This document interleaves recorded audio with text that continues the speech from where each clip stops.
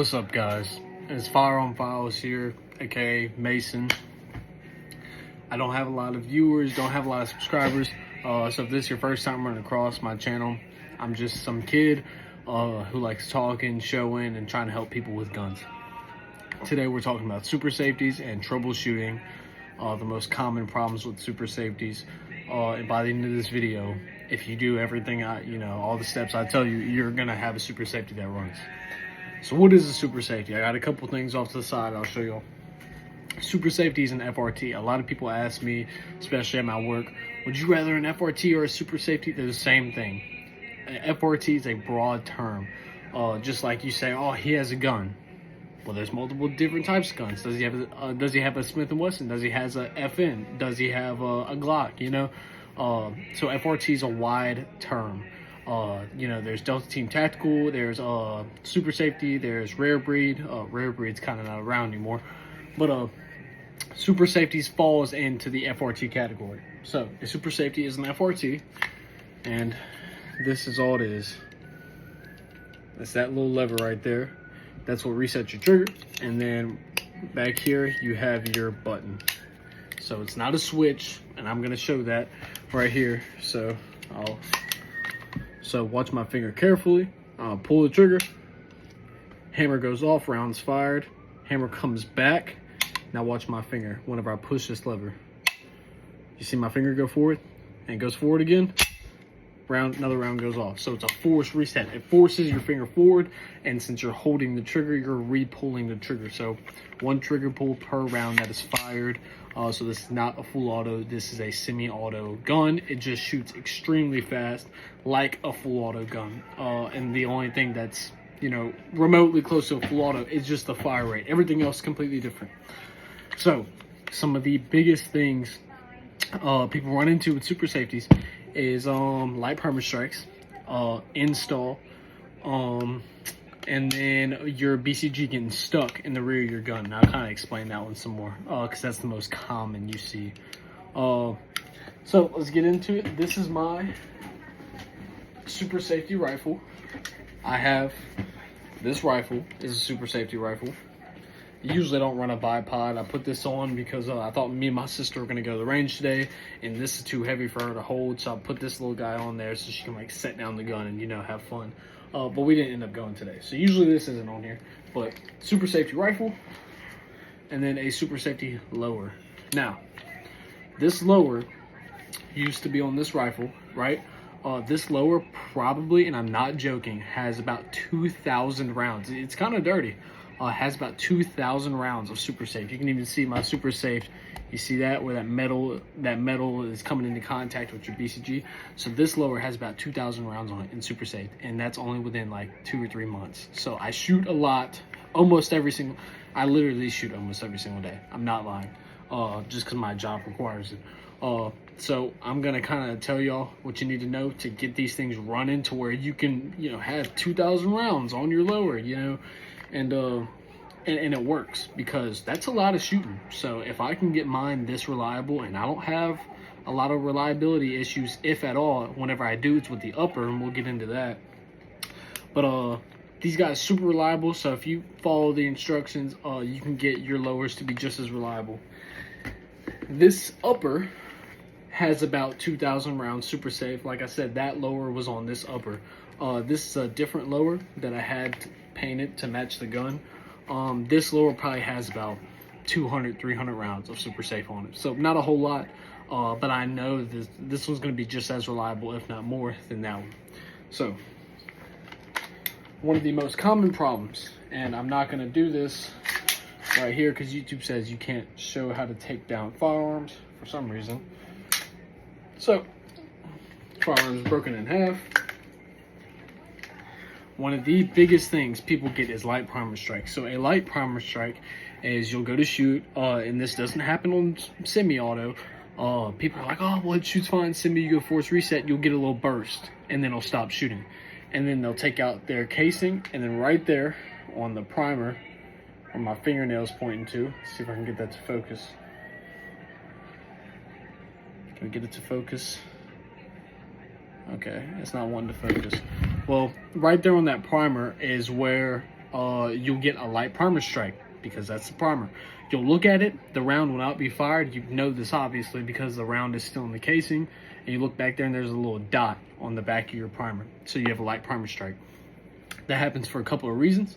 One is you're getting bolt bounce. So what that means is, let me put this together real quick.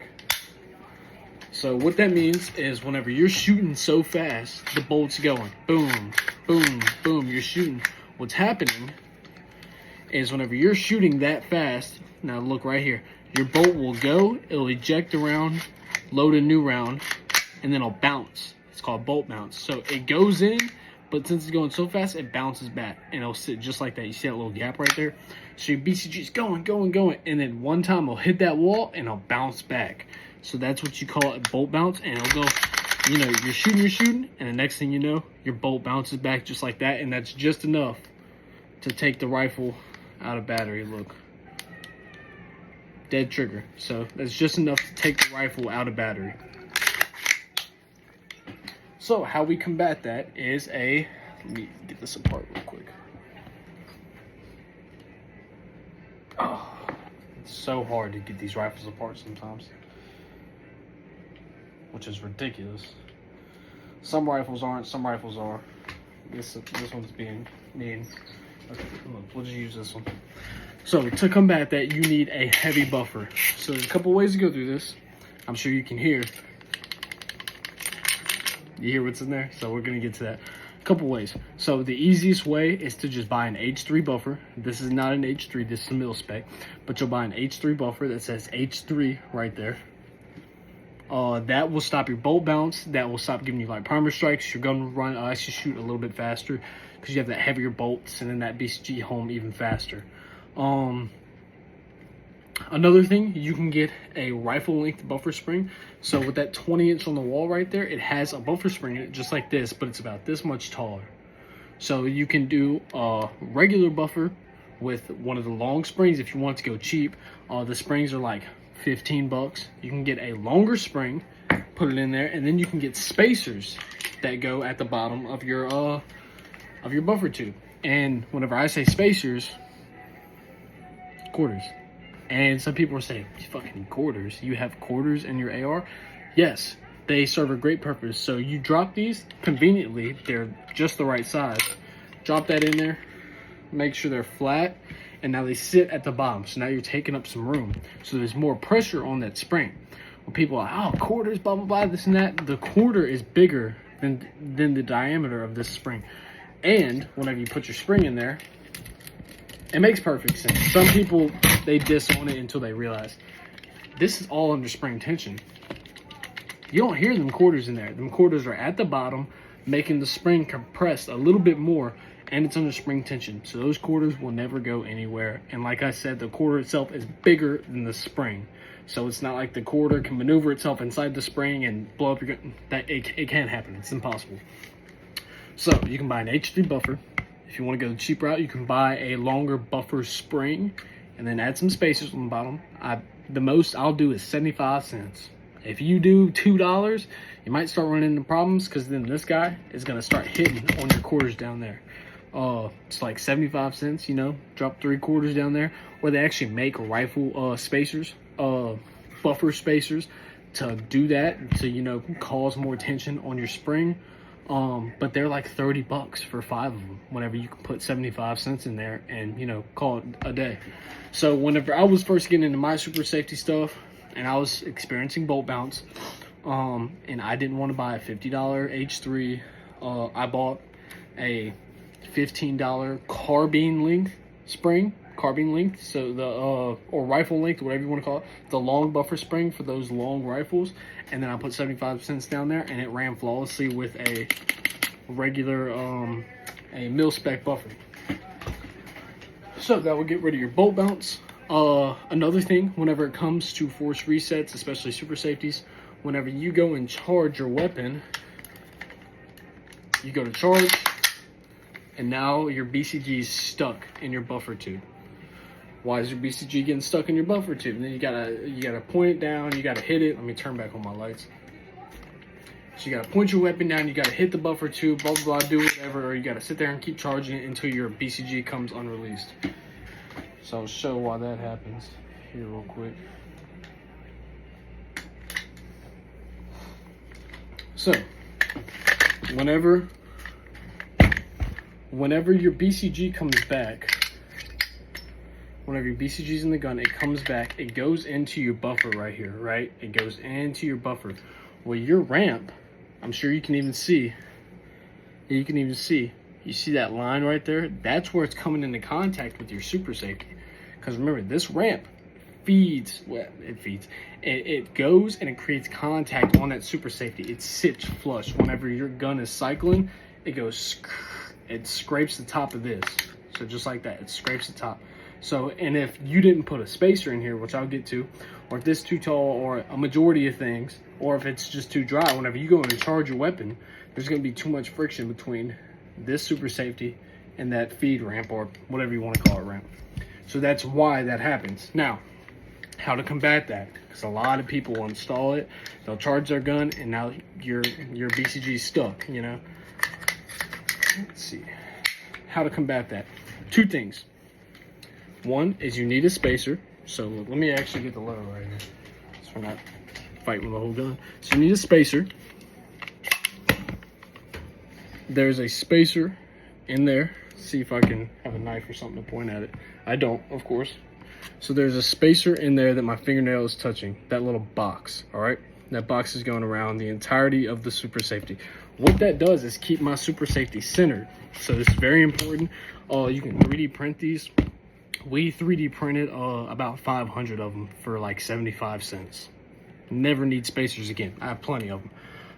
And not to say that they break. They don't break. I mean, you would think 3D printed part of it going in there. It doesn't break. All it's doing is moving back and forth. That's all it's doing. It's not getting beat up. It's not getting carbon on it. So you really don't need a whole lot of them. I only have a couple extra, but it's like if I wanted a lot extra, I could get some more, but we have a whole lot. I just have like 3 extra on hand that I already cut for this just in case.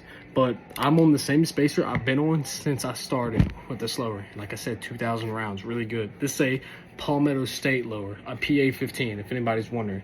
PA-15, and this thing has done great.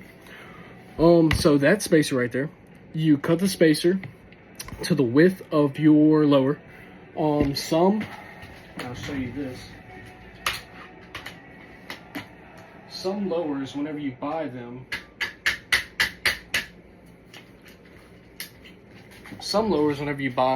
are so wide that you actually don't need to cut the spacer. So if you look right here, see how wide this is?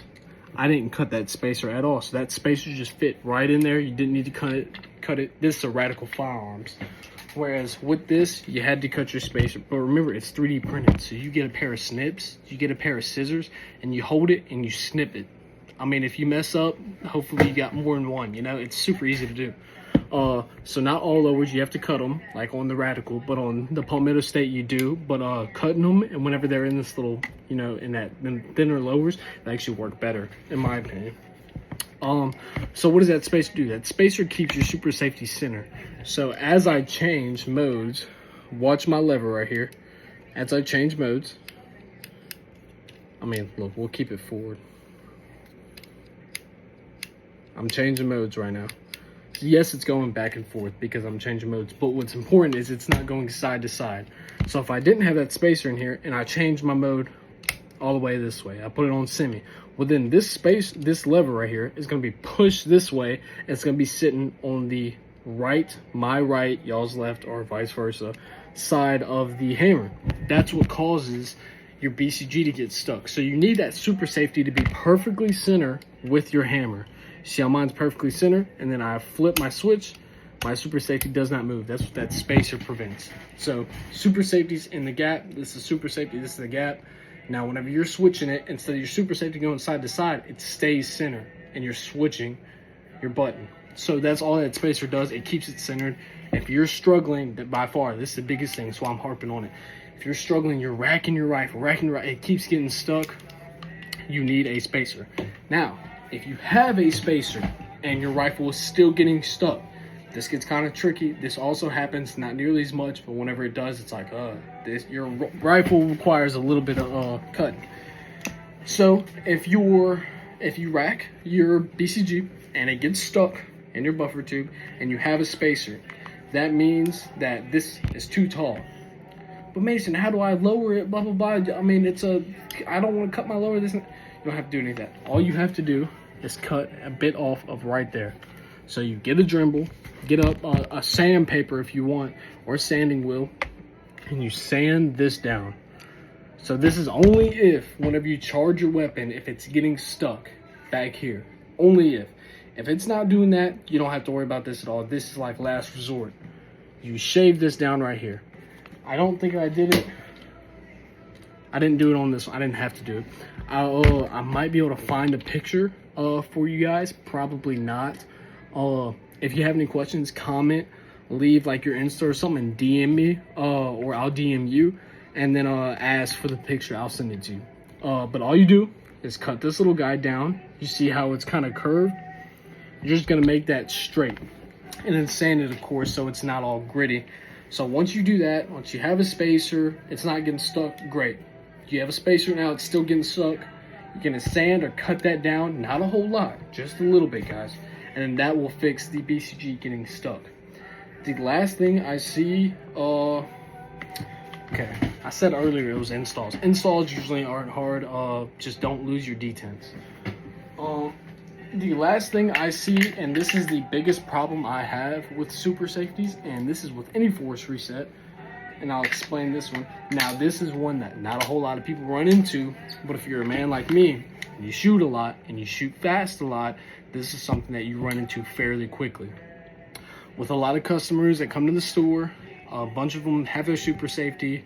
You know, we fix the problem, we fix the light primer strikes, and their gun's good, and they never come back. They never need, you know, new stuff done to their gun or maintenance done to their gun because they don't shoot a lot. But if you shoot a lot, and especially in force reset, what will happen one day is you'll be shooting force reset, the gun doesn't get stuck, the trigger goes off, and it's clear, the trigger goes off, so you can hear it, goes off, and then listen, here go off again. So trigger's working, you have an H3, you have a good gas tube, a good mid or long gas tube, like you're making enough gas, everything in the rifle's right. Well, what's going on? Why am I only getting 1 or 2 round burst? Your gas rings. So this is a lot more common than a lot of people think. Whenever you're shooting that fast, your gas rings on your BCG go out fairly quickly. This is one thing that I haven't figured out how to combat yet. I know if you buy a better BCG and stuff like that, obviously you can make it last longer. But regardless, I've seen a customer the other day had a CAC BCG, nice BCG, chrome lined, all that, upgraded gas rings, and his went out at about 1,000 rounds. Mine usually go to like 700 rounds. Like I can go to the range, shoot 700 rounds, you know, over a period of like 2 weeks. And you know, you're shooting so fast and you're shooting 700 rounds, and then 2-3 weeks later, your gas rings are out. These BCGs don't keep up. That's the biggest thing, and I haven't figured out a way to combat that yet. But it is very simple to fix these, and I'll kind of show you. Ooh, I don't know if I got I don't have a knife anywhere. Let's see if I can get this out. Yeah, that ain't gonna work. Okay, well, I don't have a knife anywhere to show you guys. I should get more prepared for these videos. I know. Let's see if I can get it out with a bullet. Oh, I could. Look at that. All right, so we got our pin out. Do that. Take firing pin out. Push that down. Pull your block out. And then this guy comes out. So your gas rings right there. These are the guys that go out. Look, now it wants to focus. How you know that your gas rings are out is you will put your BCG on something flat, and you'll see it.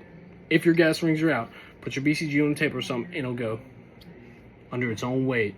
Under its own weight, your BCG is gonna sink just like that.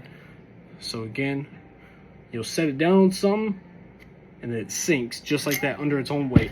That's how you know your gas rings are out. Happens a lot whenever you're shooting full auto, with super safeties, shooting FRTs, any of that. All you have to do, take apart your BCG like I just did. Gonna take out this pin that's in that hole right there. Take that out, flip it upside down, give it a smack. This guy will fall out the bottom. Then you will come right here. You'll turn this guy long ways like that. It's gonna be sideways. You're gonna turn it long ways, pull that out, pull this guy out. Now, you're gonna get a pin or something like that. You're gonna take off these little rings. I usually like to line up all the holes. So you see that hole right there, you see that hole right there, and then where's the third one? That hole right there. You're gonna line them all up, get a knife or get something, pry the rings off.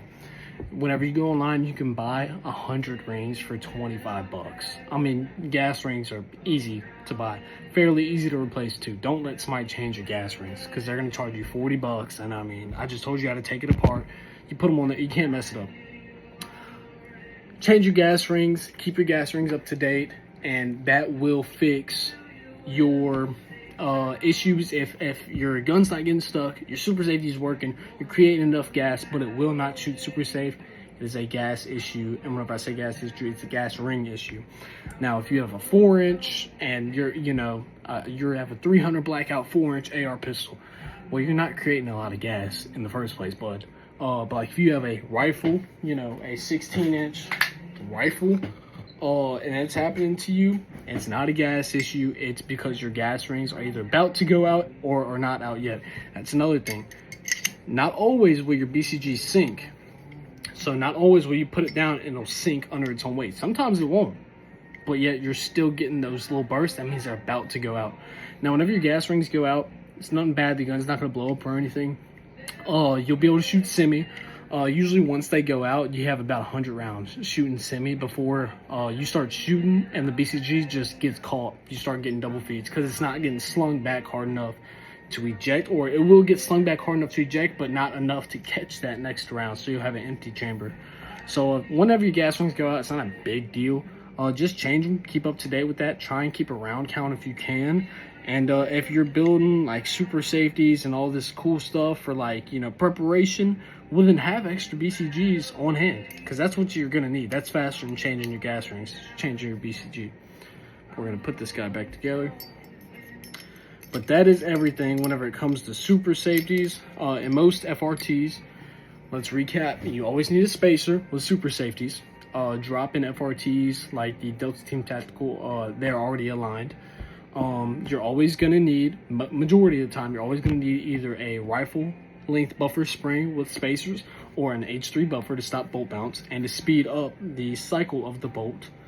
And then gas rings. Yeah, I'm trying to keep it all in here. And then gas rings. Keep up to date on your gas rings. Keep a round count. And then always have an extra BCG, because if you really need to go super safe, God forbid something crazy is going on, you need to go super safe, and your gas rings go out, you're gonna wish you had another BCG. And one more time, we'll show how to. You'll just put it on something like that, and then if it sinks down under its own weight, like that, you know that your gas rings are out. Now, this is a brand new BCG that I got off of, I think, Palmetto, fairly cheap. This has maybe like 100 rounds on it, so this one's good. I'm gonna throw it back in the rifle. But yes, that is everything you need to know about your super safe. So spacers, heavy buffer tube, heavy buffer weight, or long spring, and then keep up to date on your gas rings. Don't buy crappy BCGs. Spend some money and you'll get good results. If y'all need anything else, if y'all got any more questions, just give me a shout. I'm gonna be glad to talk about the Glock thing going on, or the Glock FRTs, or I can do a vest reveal, talk about my vest and my setup and all that. But I hope this video helped somebody out. I'm sorry I was kind of bouncing all over the place, but that is the biggest things. Believe it or not, guys, and I'm not exaggerating, I've done about 100 installs on super safeties. It's just part of my job. I work on guns a lot, and I've done roughly about 100 installs. So I'm not the most qualified person, but I know enough, and I see enough problems to understand what's going on, and that's the biggest things. After I get done installing a super safety, immediately I charge the gun. Okay, is the gun getting stuck in the buffer? If so, okay, let's start shaving. Let's start making a better spacer, fitting a better spacer. Do we have a spacer? Those things. Okay, the gun's getting a small burst. Okay, let's check the gas rings. Let's make sure we're making enough gas. Okay, he's getting bolt bounce. Let's make it heavier. Let's make a heavier buffer setup. So it's just those three things. That's all you're ever going to run into. You're never going to run into your super safety snapping or any of that unless you decide to do 3D printed super safeties, which, guys, please stay away from. I've seen them where I work, and they last a total of 5 magazines, and then they're done. There's nothing you can do for them. And I see them selling them at gun shows for 150 bucks. No, dude, spend $200, get yourself a metal one. You'll never have to buy one again. Like I said, 2,000 rounds on this one and this upper, and then about 200 rounds on this lower, and they're all metal. 2,000 rounds. That's a lot of shooting. So I hope I helped somebody out. I'm gonna go hot again real quick. So we're gonna load this bad boy up. Y'all can also admire the rifle for a second. I just definitely let that drop out.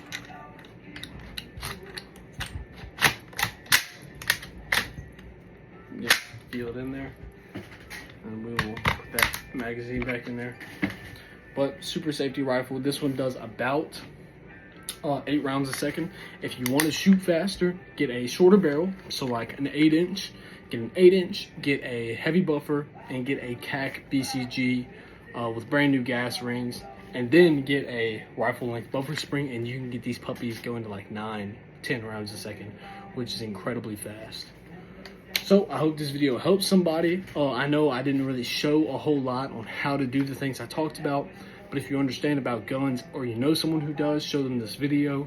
And just those 3 things will fix any super safety issues you have. And once you get all 3 of those things figured out, you will have a super reliable, super safety that will last thousands of rounds. I can put this on any upper. I am confident I can put this on that upper, on this upper. I can put this on any upper, and it will run absolutely flawless, at least 8 rounds a second. So once you do all that and you have your lower, it's done, it's ready, and you're good to go. So I appreciate you guys tuning in. Jesus is king. If y'all want to see a different video on something else, please let me know. I think next I'll probably do like my plate carrier or something like that, or I might go over all the guns that we got here and more guns that we have on the way. So thank you guys for tuning in. I appreciate y'all's time, and I hope I can help somebody out with all this. This is Firearm Files. We are out of here.